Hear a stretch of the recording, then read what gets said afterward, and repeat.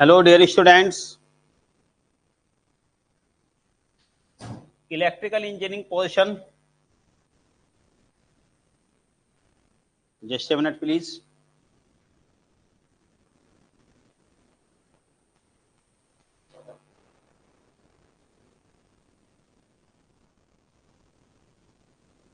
हाँ, तो electrical engineering portion हम डिस्कस करेंगे। इसके बारे में आपको बता देता थोड़ा सा। देखिए, जो सिलेबस में इसमें बेसिक वाला पार्ट है वो तो कंप्लीट हो चुका, केवीएल केसीएल वगैरह। Yes, good evening once again everybody.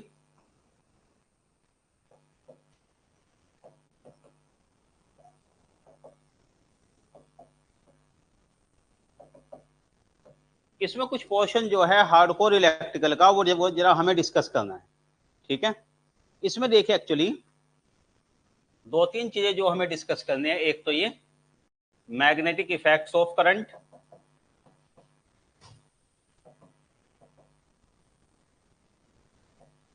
Transformer, DC and AC machines, और मेजरमेंट में थोड़ा सा पोर्शन ही है, एमीटर, वोल्ट मीटर,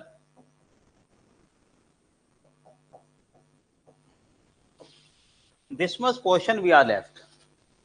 एग्जाम के बारे में बाकी सारी डिटेल आप लोग कई बार सुन चुके, तो मैं इसको कोई रिपीट करने नहीं जा रहा। वो इन्फॉर्मेशन आपके पास है ऑलरेडी, पहले से वीडियो है, सभी टीचर्स ने बता रखे हैं। तो मैं डायरेक्ट सिलेबस के बारे में आपको ये चीजें बता देता हूँ, जो ये वाला पार्ट है।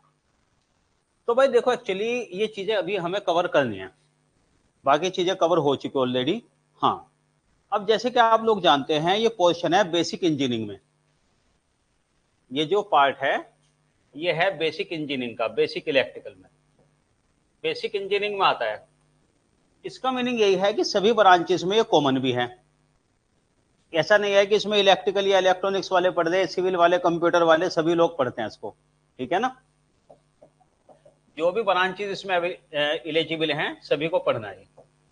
तो सबसे पहले मेरा सॉफ्ट सा मैसेज है इलेक्ट्रिकल इंजीनियर्स के लिए। इलेक्ट्रिकल इंजीनियरिंग वाले जो है वो ध्यान से सुन लें। तो भाई बहुत ज्यादा डेप्थ की उम्मीद मत करें यहाँ पर, ठीक है। वैसे मैं आपको बता दूं, आप लोग जानते होंगे शायद काफी, तो इलेक्ट्रिकल इंजीनियरिंग इलेक्ट्रॉनिक्स पढ़ाते हुए 24 साल हो गए मुझे गेट और ईएस के लिए। तो डेप्थ में अगर पढ़ना है वो अलग से पढ़ लेना, यहाँ डेप्थ में नहीं जा रहे। यहाँ सिंपली ध्यान में रखते हो सभी ब्रांचेस के लिए है, और लगभग जैसा एक्सपेक्टेड पैटर्न है क्वेश्चन का। देखो, जैसे कि बीपीएससी के बाकी एग्जाम में जो बेसिक से क्वेश्चन आ चुके हैं, इसी तरीके के क्वेश्चन की उम्मीद करते हैं। तो उसी हिसाब से मुझे आपको कवर कराना है, जिससे कि कम से कम टाइम लगाने के बाद आप इसमें एक ऑप्टिमम स्कोर कर सकें, ठीक है ना। भाई मान के चलो अगर इस पोर्शन में से आपके, ठीक है ना, देखो मैं बताता हूं आपको स्ट्रेटेजी में क्या लेके चलता हूं इन चीजों में। जैसे 10 क्वेश्चन है टोटल ये एग्जाम में, रफली मान के चल रहा हूं मैं नहीं कह रहा हूं 10 ही क्वेश्चन आएंगे, कितना आ जाए वो मुझे नहीं पता, ठीक है ना। लेकिन चलो 10 क्वेश्चन एक बार मान लें। दो चीजें हैं इसमें से, 10 में से मैं आपको इतना पढ़ा दूं कि आपके 7 to 8 क्वेश्चन हो जाए, पक्का 7 to 8 क्वेश्चन हो जाए, और लगभग मुझे 40 घंटे लगे बस इसे। मतलब केवल 40 आवर्स की प्रिपरेशन में आपको इतना तैयार करा दें कि 7-8 क्वेश्चन बन जाए। दूसरा ऑप्शन आपके पास ये बचता है, टोटल 10 क्वेश्चन के लिए तैयारी करा दें, लेकिन फिर 70 आवर्स लगाऊं मैं। ये एक मैं आपको बड़ी सिंपल सी बात बता रहा हूं।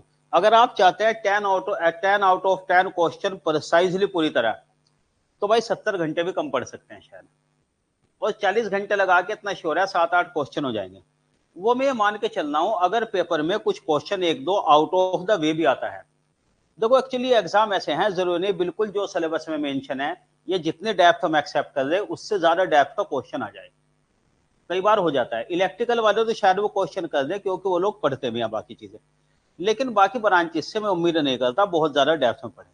अब आप खुद सोच सकते हैं, और जैसे आप लोग का आंसर होगा ये वाली चीज आपके लिए जरूरी है। ऐसा नहीं है कि इसी टॉपिक को आप बहुत ज्यादा डेप्थ में पढ़ते जाएं, इलेक्ट्रिकल इंजीनियर बनने की कोशिश करें, कोई जरूरत नहीं है, ठीक है ना। तो एक ऑप्टिमम स्कोर मानकर चलें। बाकी अगर किस्मत अच्छी हो तो हो सकता है इतनी प्रिपरेशन में कई बार पूरे क्वेश्चन भी मिल जाते हैं, और शायद मिल भी जाएंगे। लेकिन मैं एक टॉलरेंस लेके चलता हूं कि एक दो question out of the way आ सकता है। तो ये हमारी स्ट्रेटेजी यहां पर रहेगी।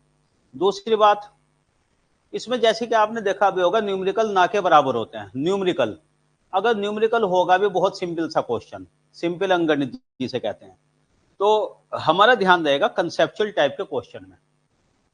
थ्योरेटिकल क्वेश्चन का मतलब ये भी नहीं होता कि उसमें फार्मूले की जरूरत बिल्कुल नहीं पड़ती, कंसेप्ट की जरूरत नहीं पड़ती, ऐसा भी रटापिटा क्वेश्चन नहीं आता। समझ गए? कंसेप्ट की जरूरत पड़ती है, यानी उसे कंसेप्चुअल क्वेश्चन कहें जो ज्यादा सही है। उसमें फार्मूले की आपको जरूरत पड़ेगी लेकिन न्यूमेरिकल नहीं होगा। जैसे कि फॉर एग्जांपल ये कहा जाए कि भाई कोई एक्सप्रेशन है, वाई और एक्स का रिलेशन, रेक्टेंगुलर हाइपरबोला वाला रिलेशन, इस पे न्यूमेरिकल शायद ना आए, लेकिन ये तो आ सकता है कि अगर x इंक्रीज होगा तो y क्या होगा? डिक्रीज। कंसेप्चुअल क्वेश्चन का मतलब मेरा ये न्यूमेरिकल नहीं है, लेकिन थ्योरी में इसकी जरूरत पड़ जाती है कि x को अगर डबल कर दे तो y सिंपली हाफ हो रहा है, इस तरीके की जो चीजें हैं। तो इस तरीके के क्वेश्चन को कहते हैं कंसेप्चुअल क्वेश्चन। ठीक है, चलिए खैर बातें तो होती रहेंगी। अब मैं आ जाता हूं कंसेप्ट पर। हाँ, ज्यादातर कंसेप्ट इसमें वही रहेंगे जो आप लोग 12th लेवल में पढ़ चुके हो। जो आप लोग 11th-12th में कंसेप्ट पढ़ चुके हो, ज्यादातर कंसेप्ट वही वाली यूज आ जाएंगे। तो नॉन इलेक्ट्रिकल्स, जो इलेक्ट्रिकल वाले नहीं हैं, उनको मैं समझाना चाहूंगा। ऐसा नहीं है कि बहुत ज्यादा कोई नई चीजें, ऑब्वियसली थोड़ी बहुत चीजें तो आपको नई सी लेंगे यहाँ पर 11th-12th की, या कुछ चीजें ऐसी मिलेंगी जो आपने बीटेक फर्स्ट ईयर में पढ़ा होगा।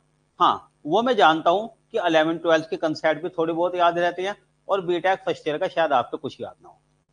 बीटेक फर्स्ट सेमेस्टर में या सेकंड सेमेस्टर में जो चीज दूसरी ब्रांच के हम पढ़ते हैं वो हमें कभी भी याद नहीं रहती। तो ये भी मैं मान के चल रहा हूं कि अभी आप लोगों को कुछ याद नहीं होगा, इसलिए बिल्कुल बेसिक से स्टार्ट करके आपको सारी चीजें बता देते हैं। मैं अपने स्टेटमेंट में ये कभी नहीं कहता कि ये आपने पढ़ा होगा, ये चीज आप लोग जानते होंगे। ठीक है, चलिए जरा। तो भाई मैग्नेटिक इफेक्ट्स ऑफ करंट का क्या मतलब है?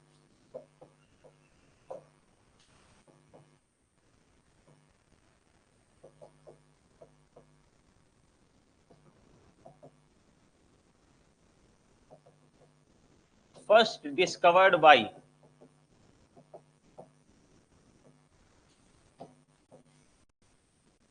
ये जो मैग्नेटिक इफेक्ट ऑफ करंट है पहली बार कब डिस्कवर हुआ था?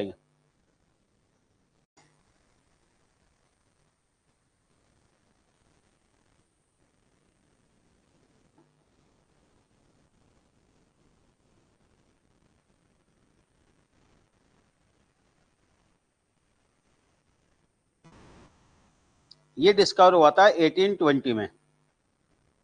ऐसे क्वेश्चन इसमें थ्योरेटिकली आ जाते हैं, तो मैं इसलिए आपको बता देता हूं।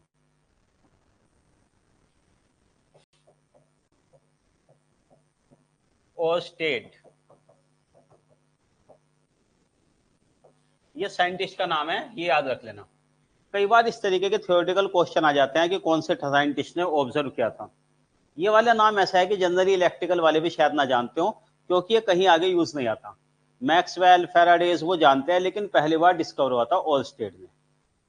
चलिए जरा देखो, मैग्नेटिक इफेक्ट ऑफ करंट का क्या मतलब है। इतनी बात तो शायद आपके 12th लेवल से ध्यान होगी, अगर करंट फ्लो होती है किसी कंडक्टर में, उसके चारों तरफ मैग्नेटिक फील्ड प्रोड्यूस होती है।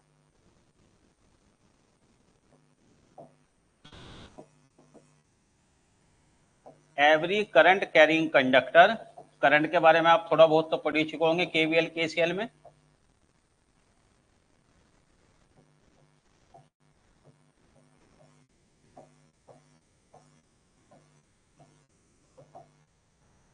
Produce a magnetic field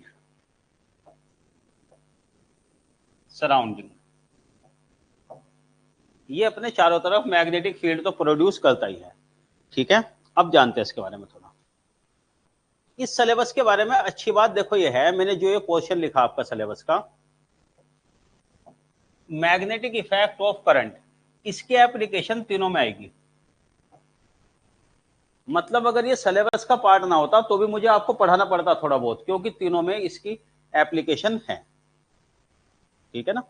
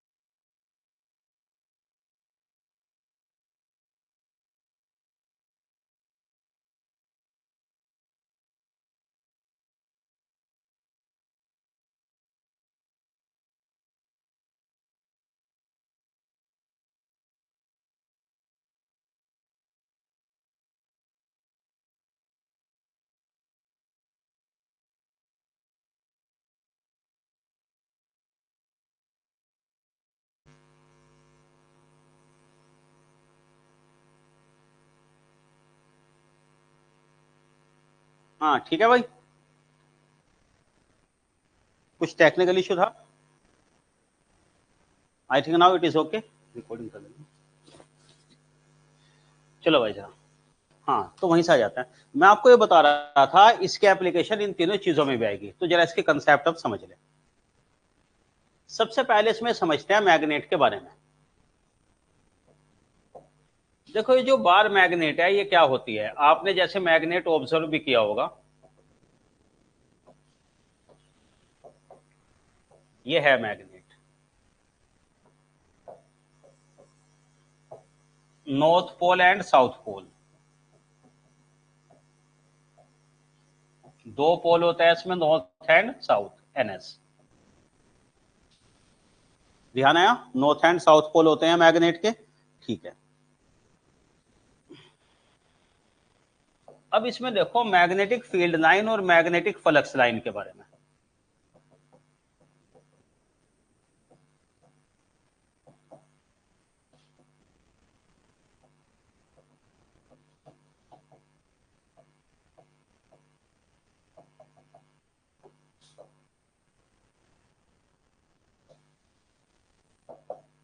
magnetic field line और मैग्नेटिक फ्लक्स लाइन कैसे होती है इसमें।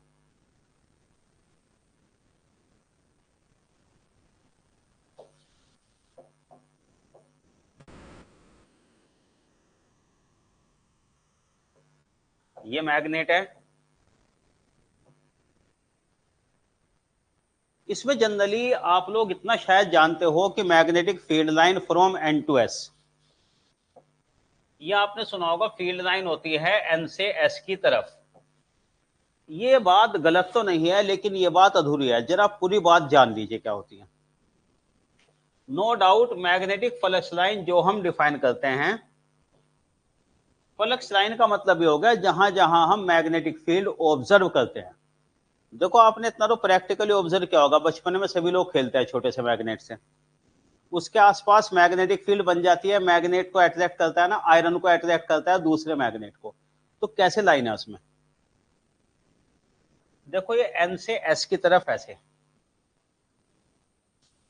एन टू एस,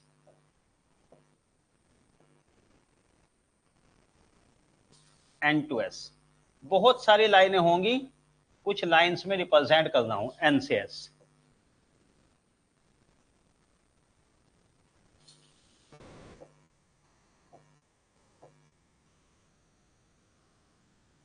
ये है एन से एस, लेकिन अगर हम बात करते हैं एन से एस, इसका मतलब है outside the magnet.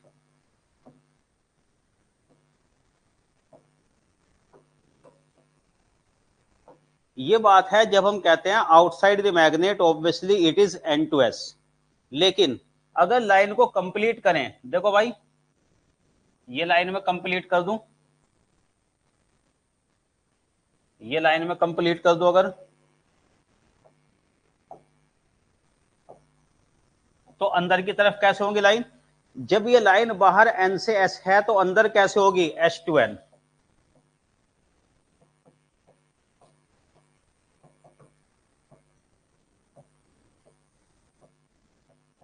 Inside the magnet, S to N ये वाली लाइन होगी इनसाइड द मैग्नेट, मैग्नेट के अंदर एस टू एन। इस बात का जरा आप ध्यान रखना, ठीक है। एन टू एस रटी रटाई बात होती है, इस तरह के क्वेश्चन इन छोटे वाले एग्जाम में आ जाते हैं, इसी तरीके के क्वेश्चन आ जाते हैं, magnetic field line always from. तो हम लोग रटा रटाई बात ध्यान में रहती है कि एन टू एस होता है हमेशा, वो बात सही है, लेकिन वो कब है, आउटसाइड। मतलब परसेप्शन का फर्क है, यहां पर अगर कोई इंसान है एक्स, वो कहेगा एन से एस है लाइन, यहां पर जो होगा वो बताएगा जो मैग्नेट के अंदर कि भाई एस से एन है। तो इसलिए दोनों में कोई झगड़े वाली बात नहीं, अपना अपना पॉइंट ऑफ है, अपनी जगह दोनों सही हैं।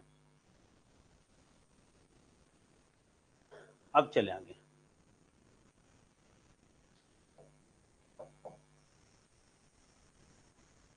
देखो जैसे करंट कैरिंग कंडक्टर है, वापिस इस पे आते हैं।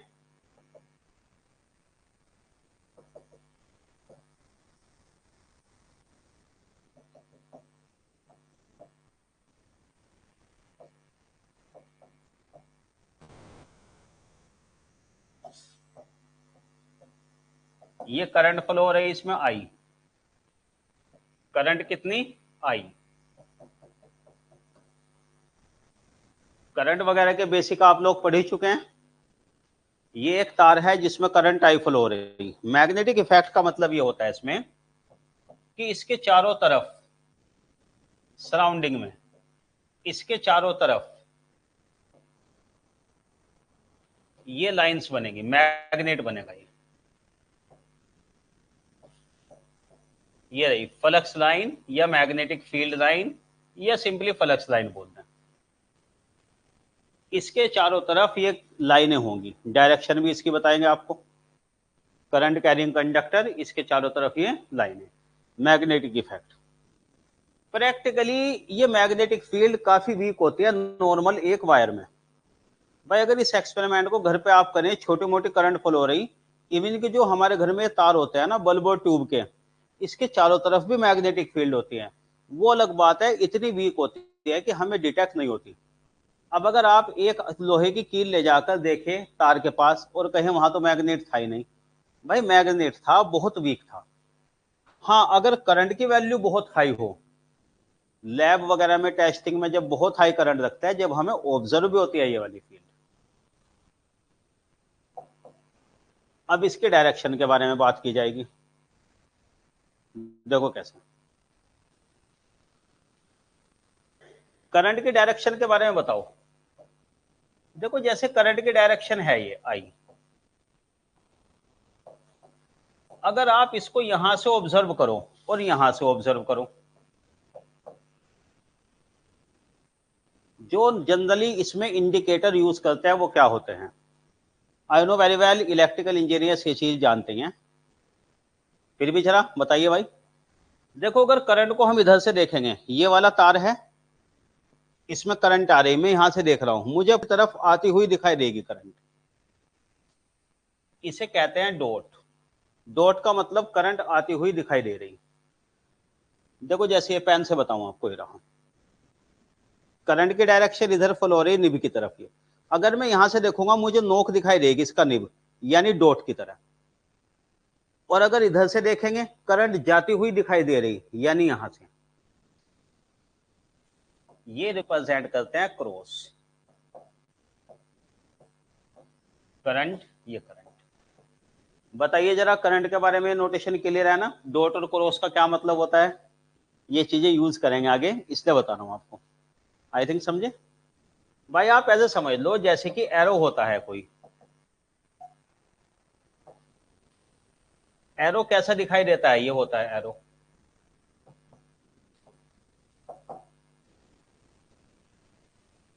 बाहुबली तो सभी ने देखे होंगे ना, उसमें तीर भी देखे है ना, ध्यान है, तीर छुटाते हैं वो एक साथ।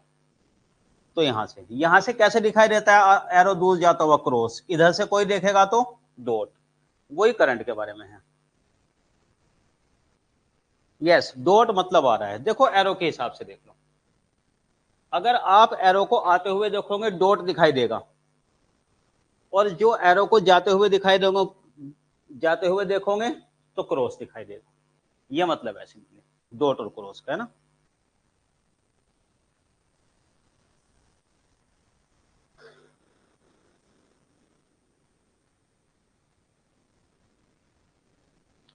इसके मैग्नीट्यूड के बारे में बात करेंगे, क्या होता है, डायरेक्शन के बारे में मैं आपको समझा दूं।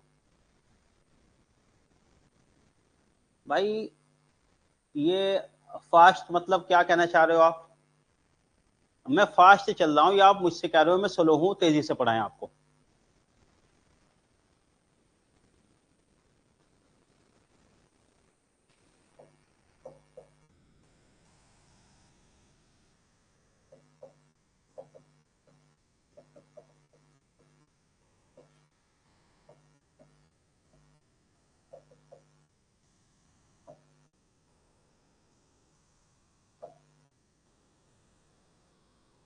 अच्छा अच्छा, हाँ ब्रांच कौन से आपकी, जरा ब्रांच लिखो पहले, मैं उसी हिसाब से बताऊंगा आपको। राइट हैंड कर्ल रूल,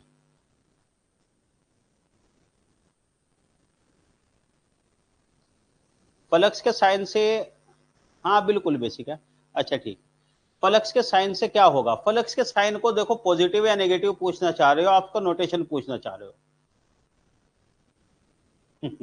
मैं इसीलिए पूछना चाह रहा था क्योंकि इसमें देखो नॉन इलेक्ट्रिकल में थोड़ा स्लो चलना पड़ता है इसमें, ठीक है ना भाई, इसी हिसाब से ध्यान रखेना। इलेक्ट्रॉनिक्स इलेक्ट्रिकल वालों को मैंने पहले कहा था कि देखो बहुत आसान चीज है, बेसिक है, लेकिन थोड़ा सा जरा दूसरे ब्रांच के में हमें बेसिक बिल्डअप करके चलने पड़ेंगे। खैर, राइट हैंड कर्ल रूल समझो जरा।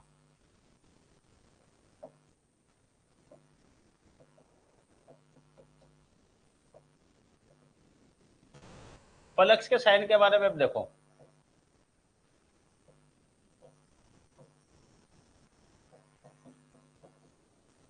मैग्नेटिक फील्ड या मैग्नेटिक फ्लक्स कुछ भी बोल दो इसे,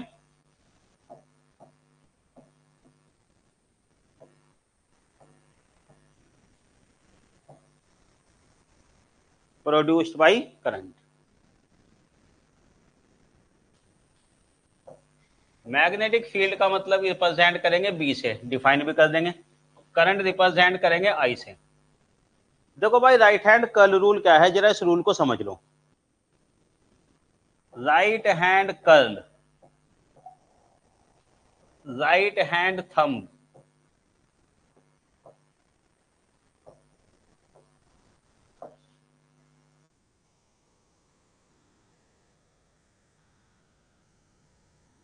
अच्छा ठीक है। देखो भाई जरा सुनो, आपके सिलेबस में ज्यादातर 12th का ही है, वैसे आपको बताएं चंदन, जो आप ठहरो ना इसे कवर करके, ज्यादातर वही है चीजें, क्वेश्चन बहुत बेसिक है। खैर सुनिए, राइट हैंड ये रहा, दाया हाथ, कर्ल बनाओ, कर्ल कहते हैं घुमावदार को, ये रहा कर्ल, वक्र, राइट हैंड का कर्ल ऐसे, कर्ल बन गया। एक तो ये कर्ल और एक के थंब, इन दोनों के बारे में देखो डायरेक्शन, कर्ल यानी घुमावदार और ये थंब। अगर यहां करंट है ये, तो भाई मैग्नेटिक फील्ड की डायरेक्शन ये होगी, पहले वाला बताओ। अगर ये करंट की डायरेक्शन है तो ये मैग्नेटिक फील्ड की डायरेक्शन होगी, पहले वाला समझो। एक इसमें करंट और एक इसमें मैग्नेटिक फील्ड, समझ गए आप? सुनो कैसे,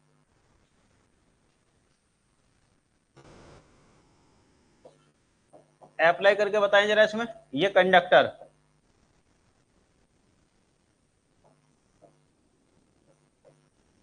ये करंट की डायरेक्शन, देखो भाई जरा, दाया हाथ थंब किसके डायरेक्शन में, करंट, वो डिसलाइक वाला साइन होता है ना ऐसे, थंब ये रहा, कर्ल ऐसे घुमावदार, कर्ल इस तरीके से घुमावदार। तो मतलब कहने का ये है, करंट जो इसमें मैग्नेटिक फील्ड जो आएगी चारों तरफ, वो इस तरीके से आएगा।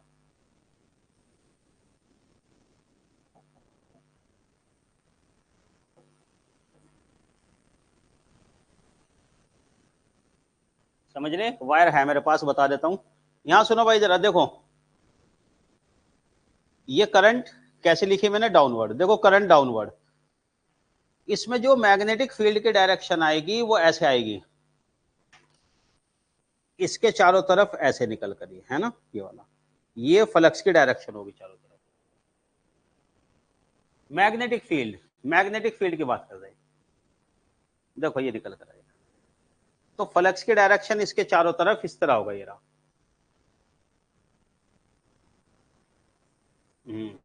ये रहा, देखो भाई फ्लक्स ऐसा आएगा निकल कर, ऐसे और ऐसे चारों तरफ, जो मैंने बनाया, मतलब इधर से बाहर निकल रहा और इधर की तरफ अंदर। तो इसी सिंबल को आप ऐसे भी रिप्रेजेंट कर सकते हो,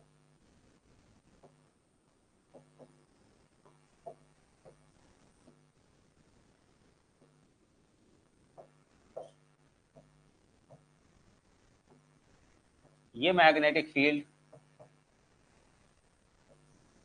डॉट और ये क्रॉस, इन दोनों को रिलेट कर पा रहे हैं या नहीं भाई, आप ये बताओ जरा।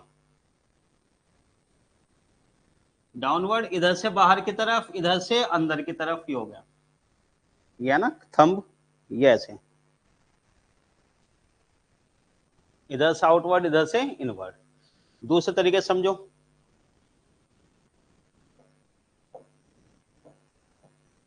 अगर करंट अपवर्ड है, बी की डायरेक्शन बताओ, मैग्नेटिक फील्ड कैसे आएगी? हाँ हाँ सुनो, यस यस, बताता हूं आपको कुनील। देखो अगर इलेक्ट्रिक फील्ड है उस सॉरी, अगर करंट है उससे इलेक्ट्रिक फील्ड भी प्रोड्यूस होती है, मैग्नेटिक फील्ड भी प्रोड्यूस होता है, बात आपकी सही है, ठीक है ना। मैं थोड़ा सा इसको और इलाबोरेट कर देता हूं। सुनिए भाई जरा, इनका क्वेश्चन क्या है, क्वेश्चन बड़ा अच्छा है इसलिए मैं सभी को बता देता हूं इसका आंसर, इन्हीं को नहीं, है ना। ये कुनील कुमार का क्वेश्चन है, current carrying conductor electric field and magnetic field दोनों होंगे, ठीक है। करंट का, अगर करंट है तो इससे इलेक्ट्रिक फील्ड भी प्रोड्यूस होता है, वो कूलम्स लॉ वगैरह में डिस्कस करता है, वो भी सिलेबस का पार्ट नहीं है यहाँ पे, मैं इसलिए डिस्कस नहीं कर रहा हूँ। थोड़ा सा इसके बाद आपको हिंट दे दूंगा वरना डिस्कशन डाइवर्ट हो जाएगा। इलेक्ट्रिक फील्ड भी आएगी, अभी बात कर रहे हैं मैग्नेटिक फील्ड की। हाँ भाई बताओ कैसे होगा? थंब ये रहा, कर्ल इनवर्ड, और ऐसे यहां देखो, इधर बताओ कैसे आएगा, आउटवर्ड इस तरफ, और इधर से इनवर्ड। तो इसमें जो मैग्नेटिक फील्ड प्रोड्यूस होगी वो ऐसे, यहां से आउट, यहां से इन।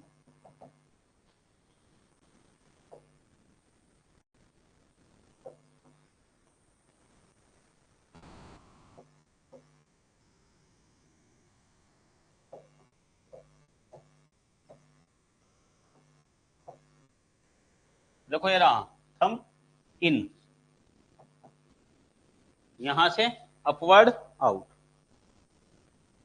ये दोनों नोटेशन है। Yes, left dot right cross, very good, समझे भाई। डॉट और क्रॉस करंट में, मैग्नेटिक फील्ड में समझ में आई ना बात। ये राइट हैंड कर्ल रूल का एप्लीकेशन पे आई थिंक आपके समझ में आ गया। अब एक और केस बताते हैं, ये तो होता ही है, और वाइस वर्सा भी है। अगर ये करंट है तो फिर ये मैग्नेटिक फील्ड भी होगा,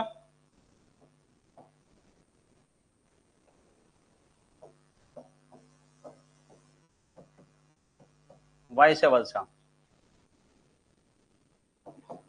अगर करंट की डायरेक्शन कर्ल है तो मैग्नेटिक फील्ड थम, वाइस वर्सा, ये तो हम समझ चुके। अब इस वाले में आ जाओ, अगर करंट कर्ल के डायरेक्शन में है तो मैग्नेटिक फील्ड, दोनों चीजें होती हैं इसमें।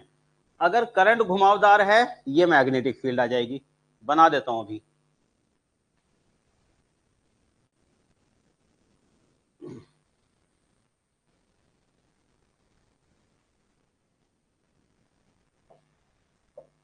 देखो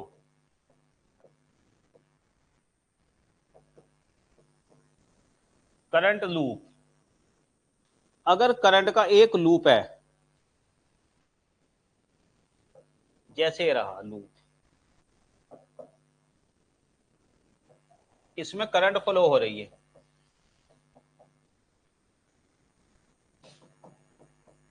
आई है एंटी क्लॉकवाइज, जैसे कि मैंने बनाया यहां।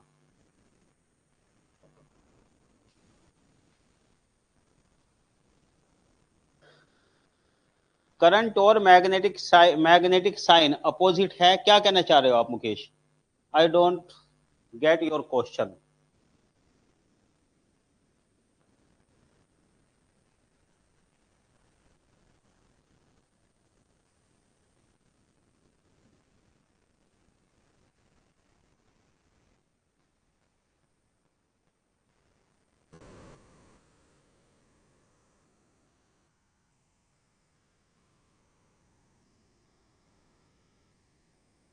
समझे आप? ये देखो, ये करंट, अब यहां करंट घुमावदार है, करंट है लूप की तरफ, ध्यान से देखो, सुनिए जरा, करंट लूप,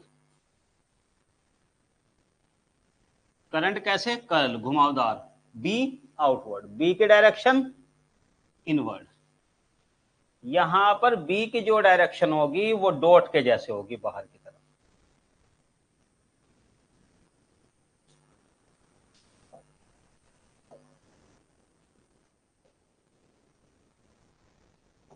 बी की डायरेक्शन इनवर्ड होने का मतलब क्या है?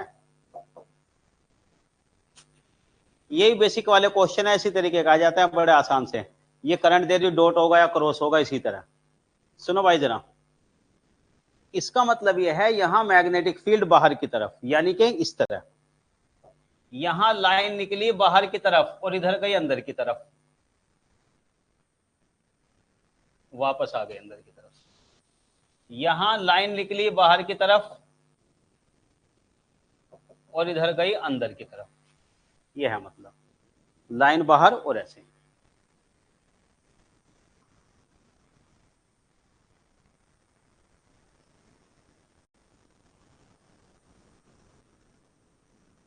ये मोती शाप के बाद कुछ हद तक सही है, पूरी तरह सही नहीं।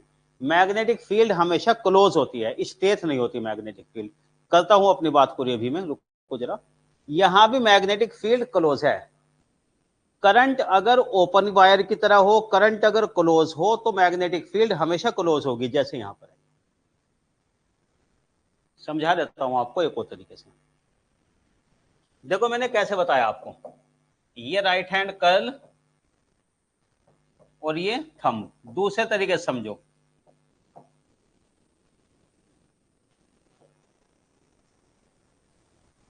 रिजल्ट सेम आएगा। आ जाओ भाई दूसरे तरीके से देखो।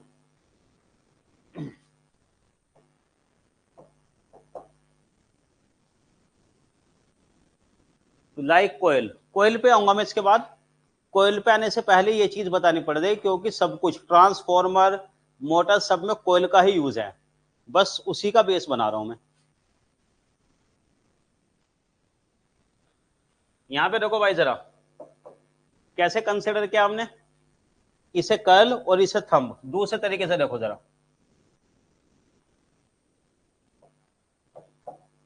ये थंब, आ जाओ। सुनो यहां पर ये थंब देखो ध्यान से। करंट यहां भले लूप में, यहां कैसे करंट थंब की तरफ अपवर्ड, बी कैसे होगा, बी कैसे होगा आउटवर्ड यहां, मतलब बी यहां से उठेगा और यहां पर बी गिरेगा। यहां पर देख लो, करंट ऐसे डाउनवर्ड, बी यहां से आएगा और ऐसे, बी यहां से आएगा और यहां क्रॉस, ये लाइन क्लोज हो गई, ये लाइन क्लोज हो गई। दोनों तरीके से रिजल्ट मुझे बताओ सेम आया या नहीं। अब चेक कर लो जरा, दोनों तरीके से रिजल्ट सेम है या नहीं। हाँ भाई बताइए, कोई डाउट है तो फिर बढ़ते हैं आगे।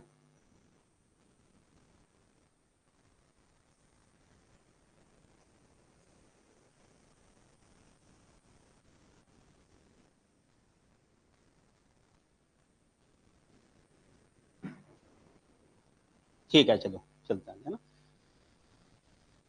सेम आ रहा ना दोनों, ये है चीजें राइट हैंड कर्ल के हिसाब से। ये चीजें ट्वेल्थ क्लास से पढ़ते हैं, लेकिन मैं जानता हूं ट्वेल्थ क्लास की चीजें इलेक्ट्रिकल वाले तो अलग बात है, जनरली भूल ही जाते हैं, कहाँ याद रहते हैं इतनी चीजें सभी। और फिजिकल सिग्निफिकेंस समझाना वो ज्यादा जरूरी था। हाँ भाई, तो समझ में आया। एक अगर कर्ल दूसरा थंब, इसमें स्टूडेंट को डाउट ये होता है। एक्चुअली मैंने देखा क्लास में स्टूडेंट ज्यादातर यही चीज पूछते हैं, कुछ कहता है कि सर कर्ल होता है करंट, कुछ कहते हैं फ्लक्स होता है, बी होता है। तो भाई तरीका ये है इसका, ये जो आपके सामने है।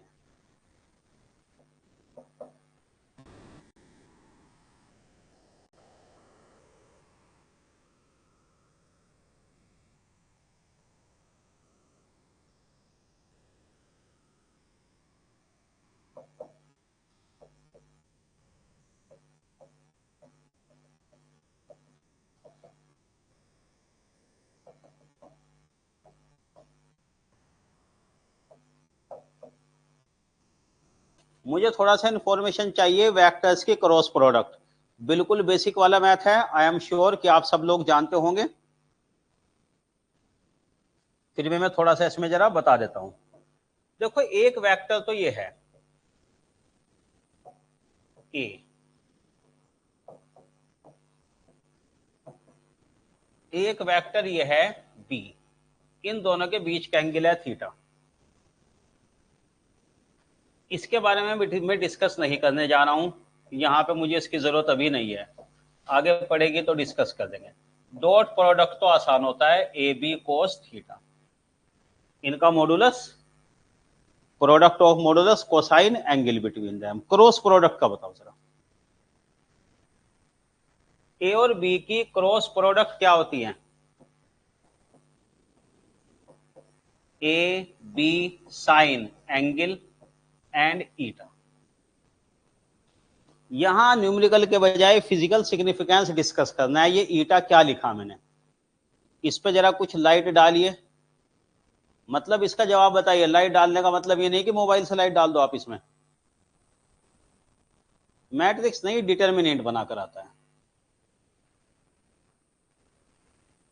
हाँ, A B sine theta eta cap, eta या एन कुछ भी बोल लो।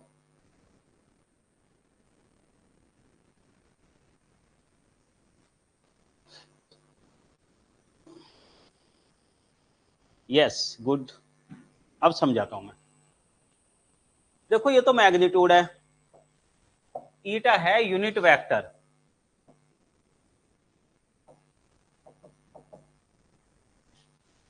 Unit vector perpendicular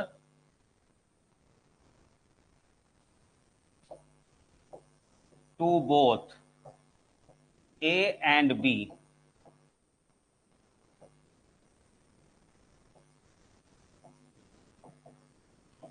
according to right hand curl rule. Yes. हाँ, आशा चंदन, आंसर आप लोगों के सही आए। दोनों के परपेंडिकुलर है यूनिट वेक्टर। यूनिट वेक्टर आप लोग समझते हो जिसका मैग्नीट्यूड यूनिटी हो। दोनों के परपेंडिकुलर। ये लास्ट लाइन मैंने क्या लिखी, मुझे ये समझाना है बेसिकली आपको। यहां तक तो मुझे पता है परपेंडिकुलर ए बी सभी लोगों को जनरली क्लियर है।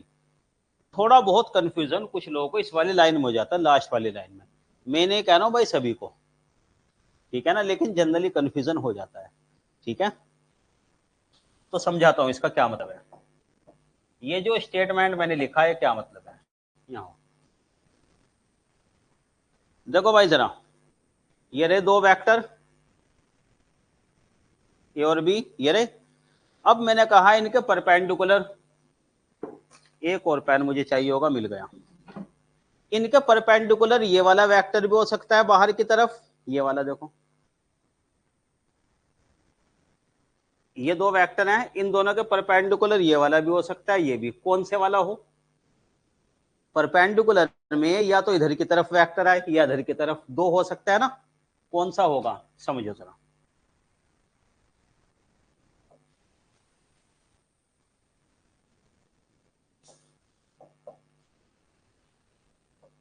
एक तो परपेंडिकुलर वेक्टर ये हो सकता है अपवर्ड,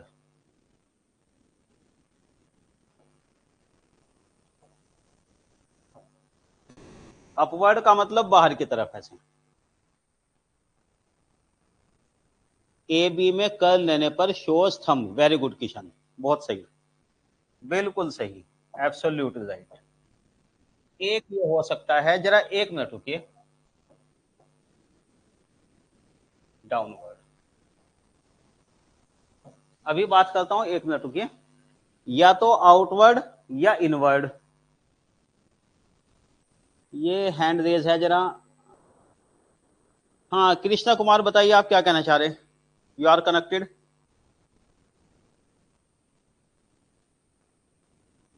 हेलो, चलो फिर बाद में कर लेना कनेक्ट, कोई बात नहीं। हाँ देखो भाई, सवाल है परपेंडिकुलर दोनों में से कौन सा। सवाल आप मेरा समझ गए? रिपीट कर देता हूं सवाल, मैं नहीं चाहता इसमें कोई डाउट रहे छोटी छोटी बातों में। सुनिए, ये दो वेक्टर हैं, परपेंडिकुलर या तो बाहर की तरफ ऐसे या अंदर की तरफ होगा, मैंने वो लिखा आउट या इन। तो अप और डाउन के बजाय मेरे ख्याल से मुझे ज्यादा अच्छा वर्ड ये लग रहा है, आउटवर्ड और inward.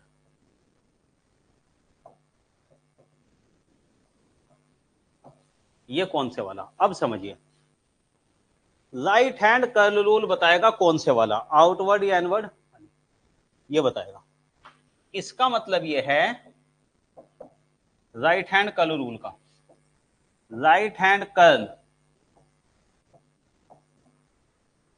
From A to B and eta किधर, थंब।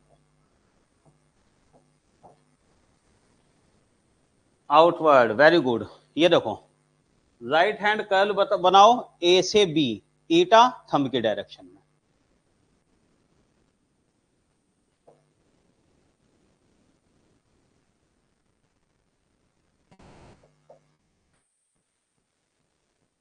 ए से बी कर्ल, देखो भाई ये रहा राइट हैंड, दायां हाथ देखो राइट हैंड कर्ल, कर्ल ए से बी, ये थंब ए से बी, ए यहां बी यहां, ए से बी हो गया कर्ल, ये राइट हैंड कर्ल ए से बी, देखो थंब किधर, बाहर की तरफ, तो ये वाला ईटा होगा आउटवर्ड,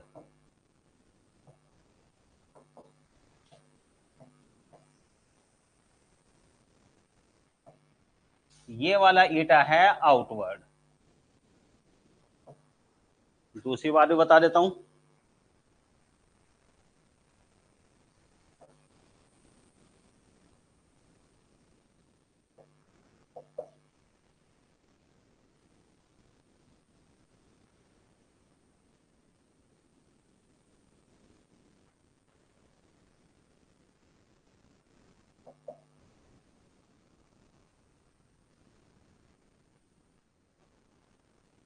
बी क्रॉस ए बताओ क्या होगा, बी ए साइन थीटा, एंगल सेम है, ईटा डैश।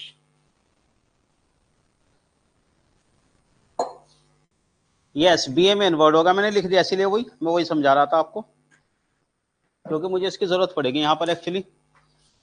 एक minute,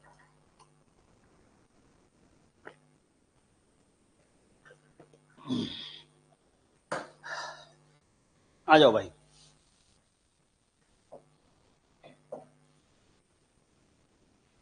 right hand curl B से ए,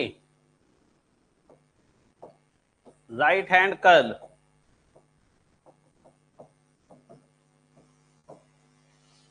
बी टू ए,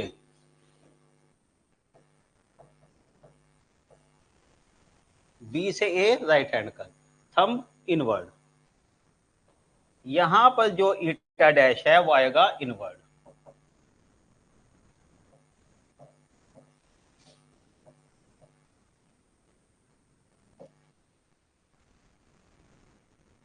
दोनों से क्या बात समझ में आई,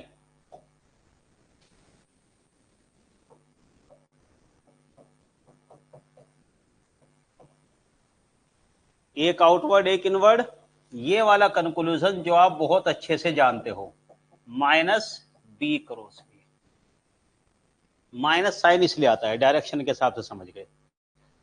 अब आ जाता हूं मैं दोबारा इलेक्ट्रोमैग्नेटिक्स पर।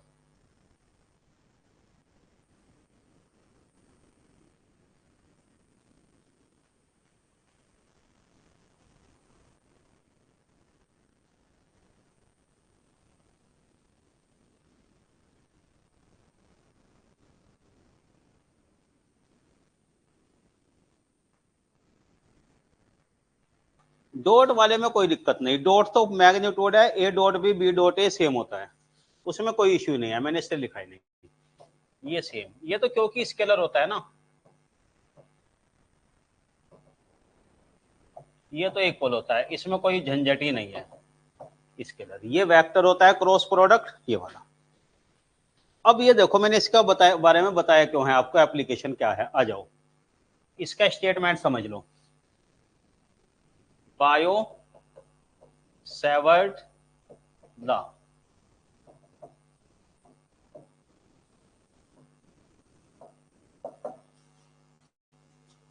बायो सेवर्ट लॉ क्या है, सुनिए।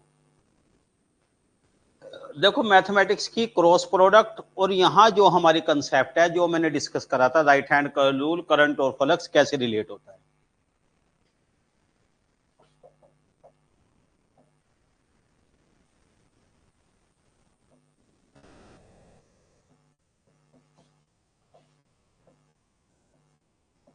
करंट कैरिंग कंडक्टर,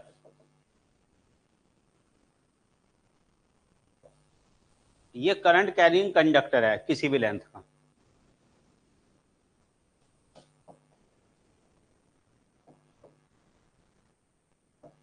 इसका बहुत छोटा सा सेक्शन कंसिडर करो,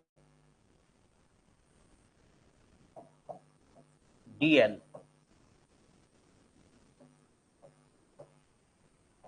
elementary length, differential length of conductor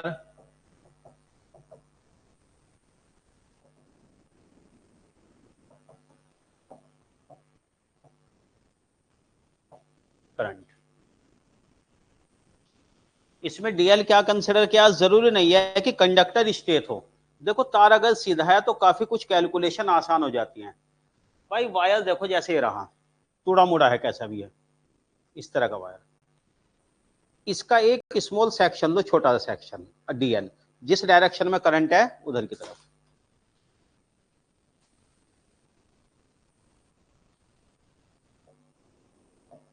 ये पॉइंट P है, इस सेक्शन से कितनी डिस्टेंस पर देखते हैं जरा।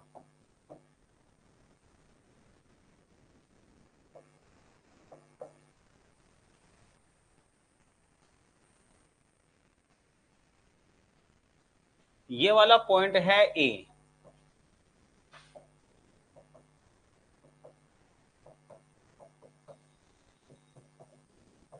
the magnetic field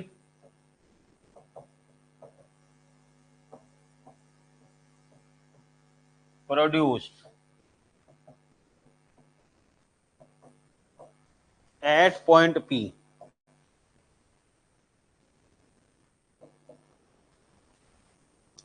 point P पर magnetic field.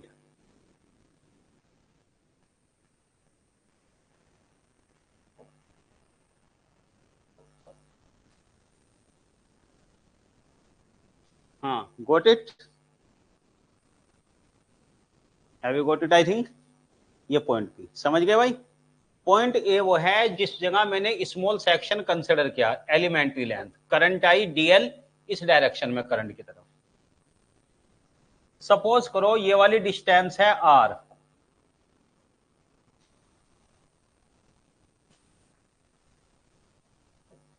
AP, vector distance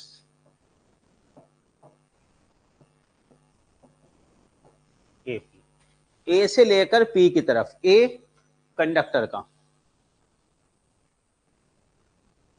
अरे भाई अब एक काम करो, अब आप कह रहे हो डायरेक्ट फार्मूला एक्सप्लेन कर दो, मुझे डायरेक्शन आपको समझाना है। अगर मैं डायरेक्ट फार्मूला ही लिख दूंगा इसका, एक बात तो बताइए, ये रहा,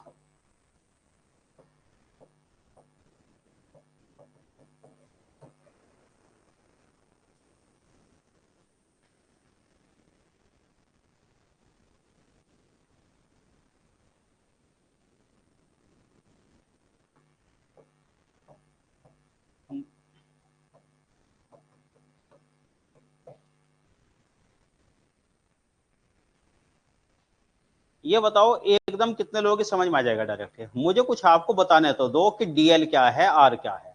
सुनिए, हाँ क्या नाम है ये, कमल। देखो भाई डेरिवेशन कराने का मुझे कोई शौक नहीं है, आप ये मत सोचिए कि मुझे कोई डेरिवेशन कराना हो आपको। सुनो मेरी बात, मैं जानता हूं आप लोगों के पास कितना टाइम है, एग्जाम के लिए कितने जरूरत है, तो फालतू टाइम हमारे पास भी नहीं है। मैं जानता हूं आपके पास नहीं है, लेकिन हमारे पास भी नहीं होता कि हम आपको डेरिवेशन कराएंगे। सुन रहे हो आप मेरी बात, डेरिवेशन में भी नहीं कराने जा रहा हूं, लेकिन फार्मूले में आर क्या है डीएल क्या है ये तो समझ लो पहले, जब भी तो फार्मूला लिखेंगे। भाई फार्मूला जब भी तो लिख के भी बताऊंगा आपको, जब आर वेक्टर क्या है डीएल क्या है। इतना टाइम लगा रहे इसीलिए ना थोड़ा सा। चलो भाई जरा, ये आर, अब ये बताओ यूनिट वेक्टर, मैंने इसे बताया था आपको। देखो सुनो भाई, एक्चुअली हाँ देखिए, एक्चुअली इसमें जो आपके क्वेश्चन आएंगे डायरेक्ट फार्मूला ही आ जाएगा। मैंने कहा था न्यूमेरिकल नहीं आएगा, या फार्मूले पे बेस्ड कुछ आ सकता है, तो जरा वो चीज समझ लो आप इसमें, ठीक है ना। चलिए कोई बात नहीं, ठीक है ना।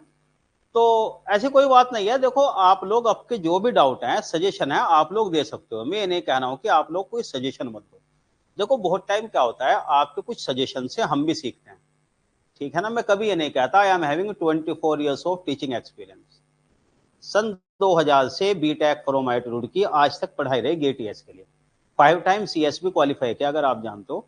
लेकिन मैं फिर भी कहता हूँ कि रोज हम भी कुछ सीखते हैं, जो आप लोग बताते हो आपके सजेशन से हम भी, तो ठीक है आप लोग भी सजेशन दीजिए, चलता रहे डिस्कशन, मजा आता है लाइव क्लास में। यही तो फायदा है कि आप भी कुछ बोले हम भी कुछ बात करते रहे, इंटरेस्ट बना रहे। Unit vector along AP AR R upon R distance vector AP upon AP modulus, ये होता है ना। तो इसको ऐसे भी लिखा जा सकता है R इंटू AR।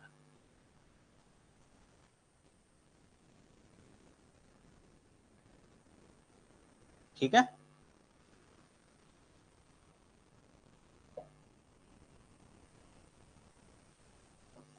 ये एंगल थीटा।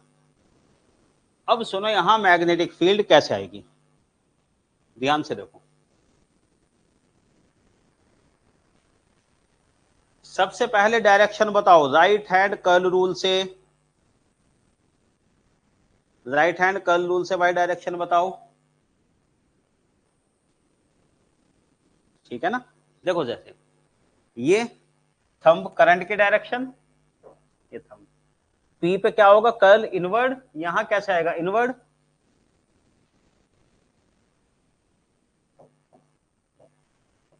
पी की डायरेक्शन यहां आएगी इनवर्ड इस तरफ। ये करंट की डायरेक्शन है, ये current B inward.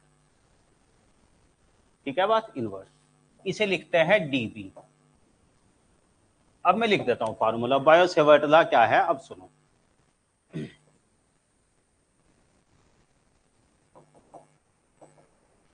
Magnetic field produced by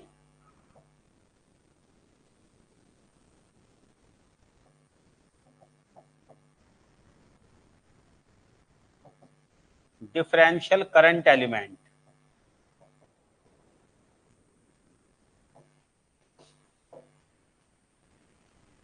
जिसकी लेंथ डीएल है उससे।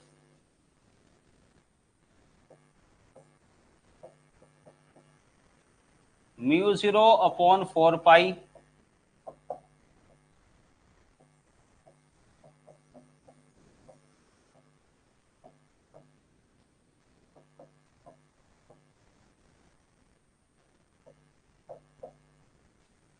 ये है वो फार्मूला।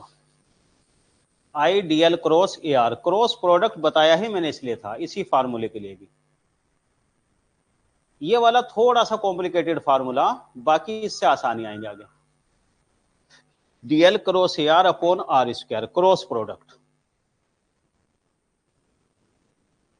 बी की डायरेक्शन पहले आ चुकी। अच्छा हाँ, एक बात और,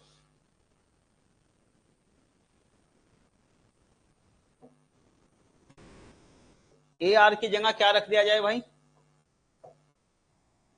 आर बार अपॉन आर। तो इसी फार्मूले को ऐसे भी लिख सकते हैं हम,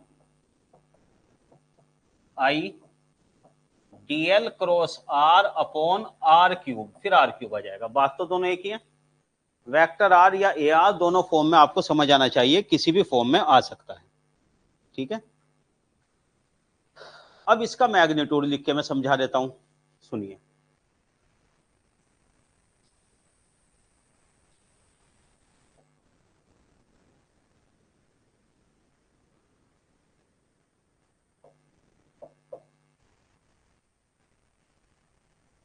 डीएल क्रॉस ए आर बताओ लिखकर क्या होगा।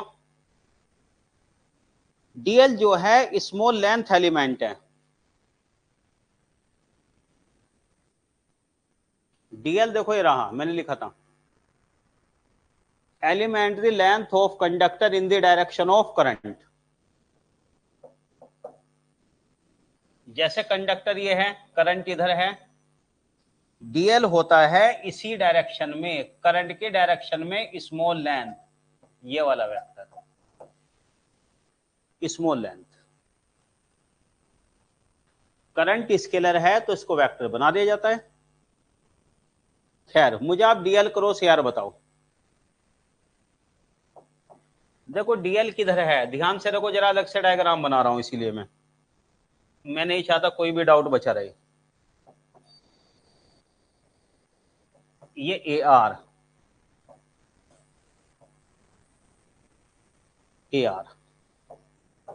ये पॉइंट A, ये पॉइंट P, ये एंगल थीटा। बताओ भाई DL क्रॉस AR क्या होगा?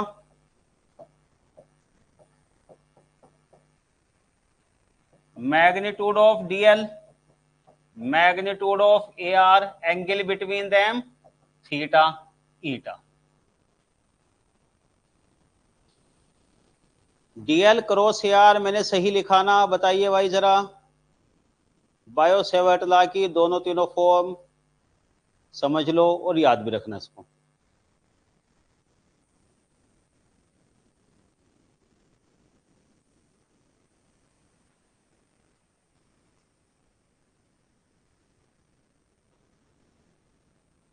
ठीक है, ईटा, ईटा की डायरेक्शन बताइए। DL इंटू 1, इसका मैग्नीट्यूड DL, इसका मैग्नीट्यूड 1 साइन थीटा। ईटा बताओ किधर से किधर होगा? DL क्रॉस AR, DL से AR की तरफ, DL AR, DL से AR की तरफ इनवर्ड, DL से AR की तरफ किधर आ गया? B, ये रहा। जो हमने पहले ही लिखा था वो आ गया घूम फिर कर। DB की डायरेक्शन यही होगी, ईटा की डायरेक्शन यही। देखो, वेरी गुड, सेम आ गया ना भाई, इनवर्ड ये है। तो इस ही फार्मूले को इसी तरह बिल्कुल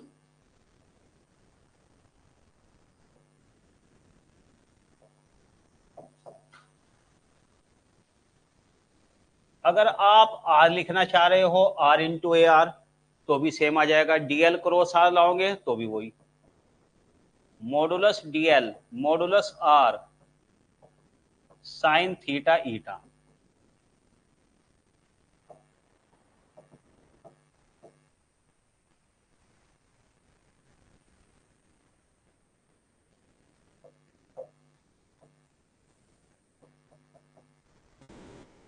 μ0 अपॉन 4 पाई, इस कॉन्स्टेंट को एक्सप्लेन करता हूं मैं।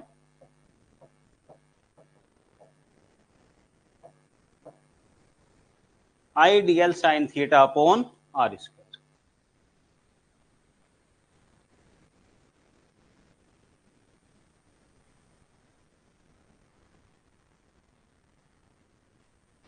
ठीक है,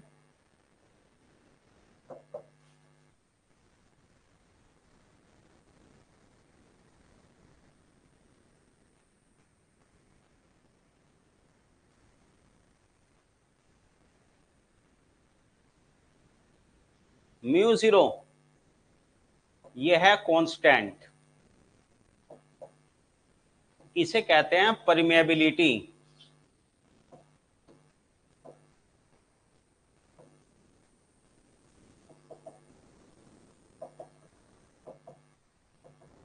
एयर और फ्री स्पेस यानी वैक्यूम।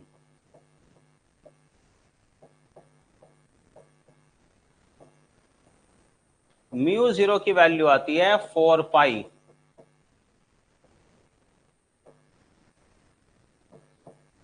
यूनिट है हेनरी पर मीटर। हेनरी आपने पढ़ा होगा इंडक्टर में, है ना, हेनरी पर मीटर।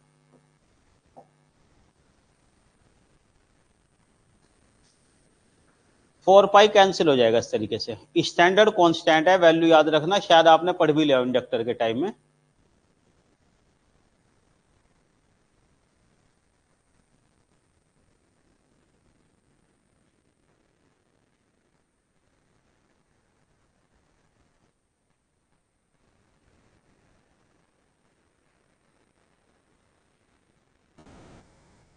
हाँ, तो बायो सेवर्ट लॉ क्लियर हुआ?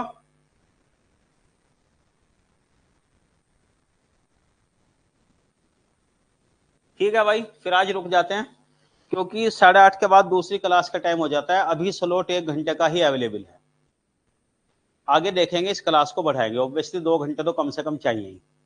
ठीक है, तो खैर चलो इसे कंटिन्यू करेंगे। एक दो रूल हो रहा है। बायो सेवर्ट लॉ अगर समझ में आ गया, डायरेक्शन के बारे में, क्रॉस प्रोडक्ट, तो देखो काफी कुछ चीजें क्लियर हो गई। इसी के लिए जरा कुछ बेस बनाना पड़ा था। ये जनरली कॉम्प्लिकेटेड लगता है वरना डीएल क्या है, आई क्या है, बहुत सारी चीजें हैं। बहरहाल देखो भाई, एक्चुअली ये चीज जरूरी है। नेक्स्ट कल रहेगी क्लास, टुमारो। कल सेम टाइम में होगी क्लास, 7:30 से 8:30 की होगी, अभी 1 घंटे की आगे बढ़ा देंगे टाइम। तो खैर इसमें आप लोग भाई अपने सजेशन दीजिए फ्रैंकली, ठीक है ना। जैसे स्लो लगता है, फास्ट लगता है, ऐसे ऐसे पढ़ाएं या थोड़ा ये, तो कोई उसमें कोई दिक्कत नहीं। I am very open to your suggestions, ठीक है ना। नहीं एक्चुअली मुझे भी 8:30 ही बताया था, शायद कुछ और क्लास हो, कोई और सेशन रहा हो, इसलिए मैं, चलो खैर डिस्कस करके इसका फिर एक्सटेंड करेंगे। एक्चुअली मैसेज मेरे पास जो आया है वो क्लास का 8:30 तक ही आया है आज, तो मैं कह नहीं सकता कि कौन सा सेशन है या क्या किया होगा।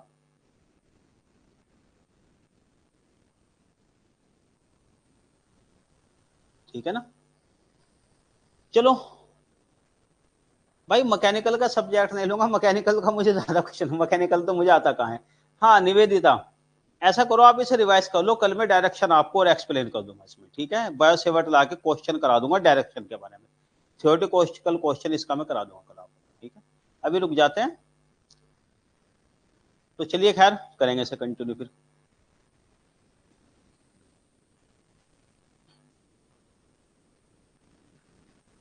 ठीक है ना।